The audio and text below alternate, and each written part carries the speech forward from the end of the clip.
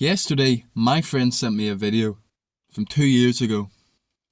In this video, me, him, and some old friends all in this abandoned building, partying, doing drugs. Now in the video, I had my hood up, head down, hands on my head, just shaking like this. You see, this was a turning point. The reason I had my hands on my head like that was because I was in a lot of pain. Mental and physical. See, I was depressed. Every day was torture. Every day was hell. I hated living. Drugs was like my only escape. On top of that, I was also in physical pain. This was the main reason I was like this. I had my hands on my head. My stomach, my abdominal area was just killing me constantly. I had pains all over. They would move about. Sometimes it'd be real fucking sharp pain. But most of the time it was just a dull ache. But this was constant from the moment I woke up, from the moment to the moment I went to bed.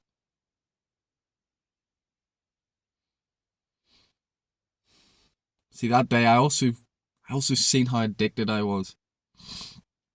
You see, because some of them had taken ecstasy.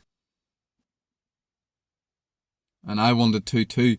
Even though I think I had taken it like the week before and I told myself I was going to go on a break. But I really wanted to do it, but my stomach, it wouldn't let me. I knew if I took that I would be fucking regretting it because I was in pain as is. So obviously taking a fucking drug is not going to help my gut. So I was just smoking weed.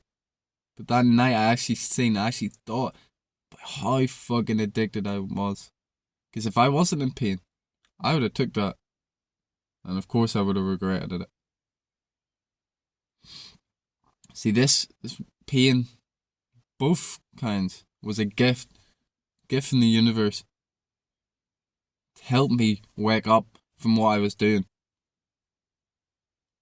Because it was around this period of time that I decided I needed to change. The straw that broke the camel's back was it got boring. It lost its touch. So the pain completely outweighed the pleasure. And that's when I decided, I had enough. I needed to get sober.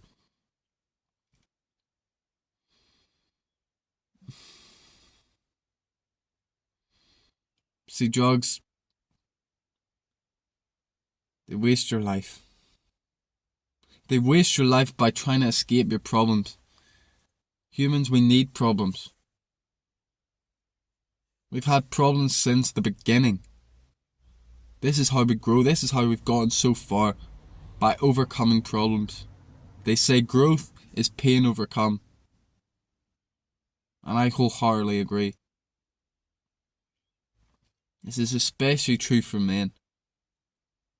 Our brains are wired to fix problems in our lives. Whether it be a situation you don't like, some bad habits, a relationship that's tearing you apart, whatever it is, there's constantly problems that we need to try and improve in our lives. But when you're doing drugs, you ignore these problems.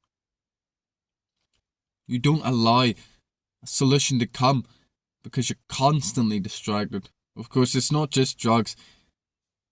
Nowadays, the biggest culprit is the fucking phone. Or porn. But drugs, alcohol included, are still as prevalent as ever. Probably more prevalent due to this. But it's not all about escaping problems. I guess you can call this a problem. But to me, one of the biggest reasons, made bigger by the internet, is escaping your goals. See, a lot of people nowadays, young people, have these grand visions, these grand goals, these amazing lives they want to live. I was one of these. Of course, like most people, I want to be rich, powerful, happy. I was none of these. I wasn't even close. So I was taking drugs to numb that. To try and forget about all that. Of course, none of this was really conscious, at least not for a long, long time. But slowly and surely, it became clearer and clearer to me. I mean, we all have something that we'd rather be doing instead of these horrible habits. Wherever it is, if it's drugs, porn, video games, overeating, we all know deep in our heart there's something that we want, some life that we would rather be living than doing this crap. But it's hard. Sometimes it's even unclear. So we make the easy decision, we escape. But that, it only leads to pain. Only leads to more suffering. Because them goals, that life we want to live. Sorry, my nose is really sore for some reason. But that life we want to live, that's our heart. That's God, the universe, whatever you believe in, telling us the way forward, the path that we need to take to live our best life. And when you ignore that, the suffering gets worse. This is why addiction just spirals you out of control. Starts off something small, like just drinking on the weekends, and then drinking and smoking. And then, okay, I'll do some hard drugs. And then gets to the point where you'll do just about fucking anything. This is what happened to me. And I know if I continue this for years, months, whatever, eventually I would have done any drug, including heroin. Because you need to get stronger. The hit needs to get stronger and stronger and stronger. See, some people would have got to the road I was at. You know, where the effect was minimal, and then start trying new drugs, harder drugs, more drugs.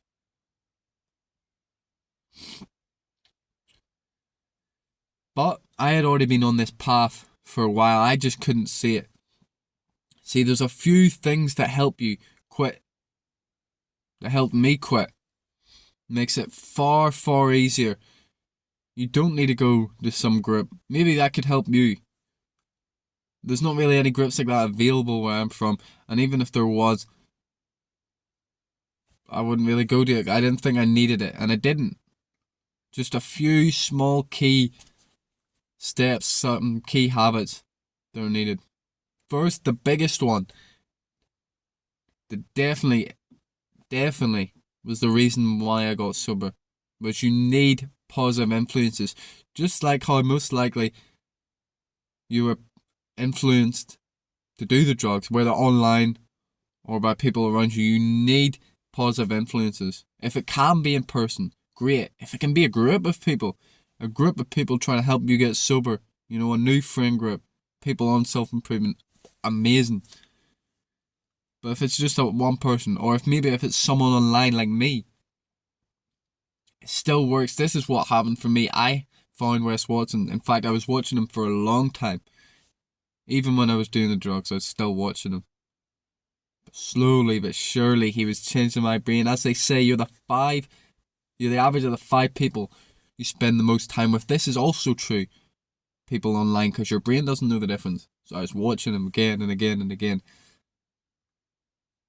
Strange. I don't know how I never picked up that he was telling me to stop doing drugs while I was doing drugs. I thought, oh, maybe I'm different or some shit. You know? It was stupid. But it was necessary. Because eventually, as I said, my brain had switched and I seen that I needed to quit. Another thing that makes it clear that stops the tricks in your mind as much is meditation. See, when you're unconscious of what you're doing, you you're not really gonna stop, are you? You don't. If there's no problem, you can't fix the fucking problem. Meditation, it makes it clear what you're doing. Maybe this is why I had these feelings in my body, because I was meditating. It was funny how I found meditation. I was just going through a horrible time doing butane, lighter fluid of all things. My brain was just getting squashed. It was so painful. Like, it felt, that's the way I felt. Just pressure just on my head, just life just crushing me. I needed something, and boom, I found Headspace. It changed my life. And I started to bring clarity into my life. I started seeing what I was doing up here. And as I was about to say, maybe that's why I felt these pains in my body. Because I was connected to what I was doing, the destruction that I was pounding on my body. And I didn't say this, but these pains, they only went away when I got sober. Completely sober. After about a month or two, I think maybe longer, maybe 3 months, they went away.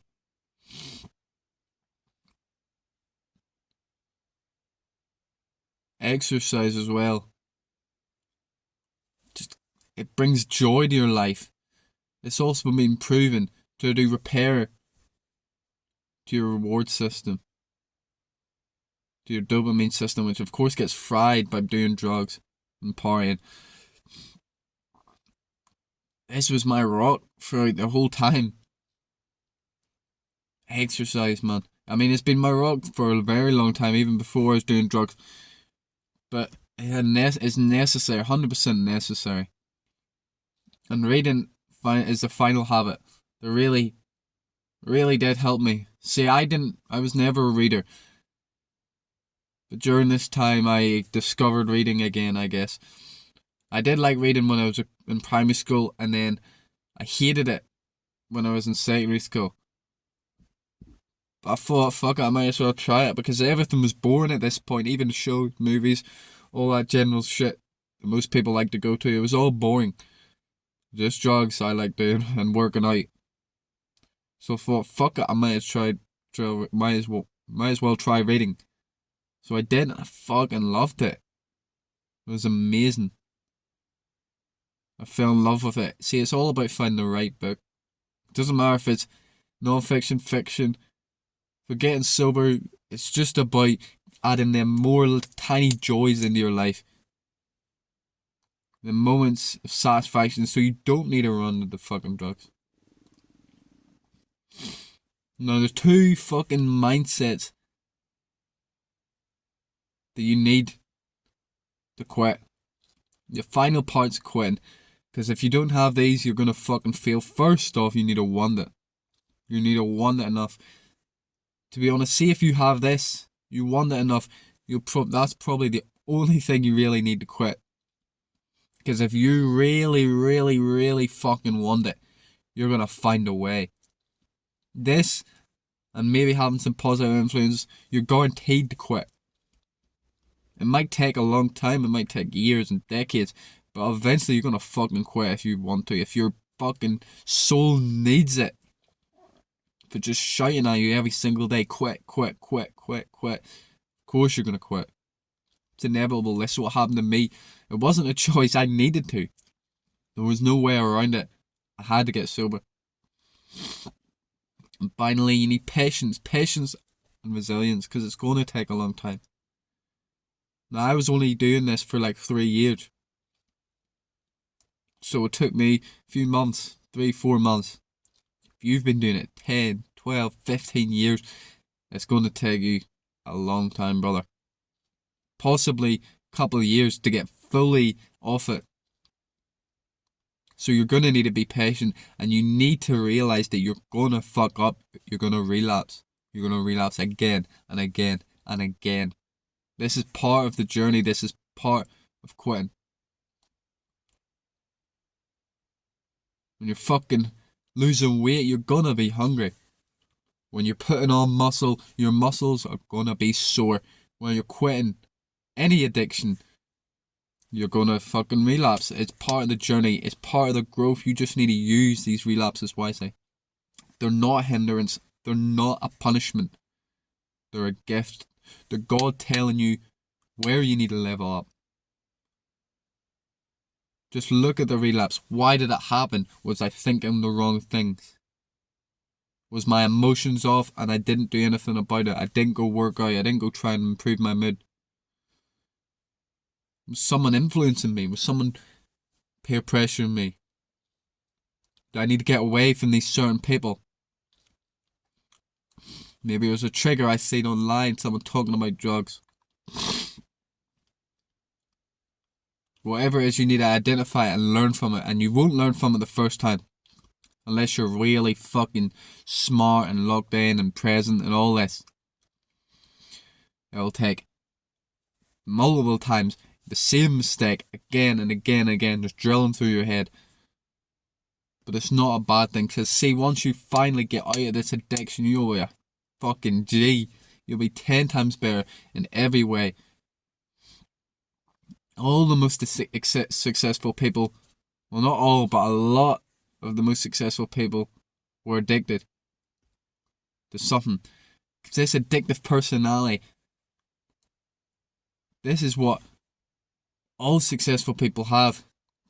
Maybe some of them never got into the bad addictions, bad habits, but they all have that addiction, addictive personality, that need for more, that need for greatness. That's all it really is at the end of the day. Your soul's telling you, I need more, I'm better. I need greatness. But then some of us, we go down the wrong path and we get a high mixed up for greatness. Well, that's a high from drugs, video games, porn, food, whatever. The modern day is full of these fake highs, these fake wins. They destroy our lives. They remove the clarity from our brain. And that's the best benefit. And the final point I'm going to make. The peace, the clarity that you get from getting sober. Completely sober. No smoking, drinking, none of it. If you get this peace and clarity. I remember my brain was just so fried that even when I was sober, I didn't feel sober. And of course, my brain was constantly thinking, I need to escape, I need to get high, I need to do something.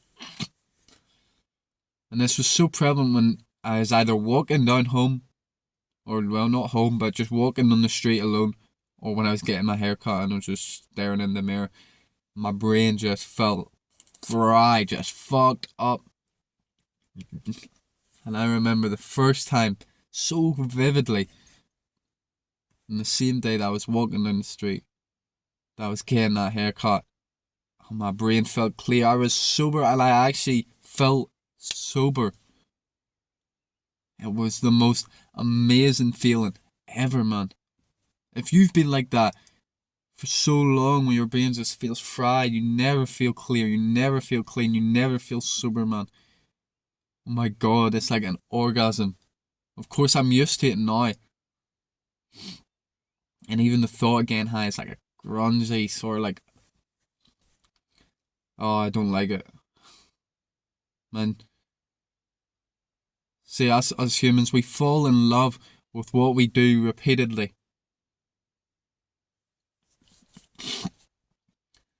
We're creatures of habit. So if you're getting high all the time, you're gonna think, I hate being sober, I can't be sober. I don't know how fucking people do it, but that's just because you've become disconnected from yourself. Because now I'm thinking, I don't know how people go out and party all the fucking time. Because it's been a long time for me. Hope this video helped, and good luck in your journey.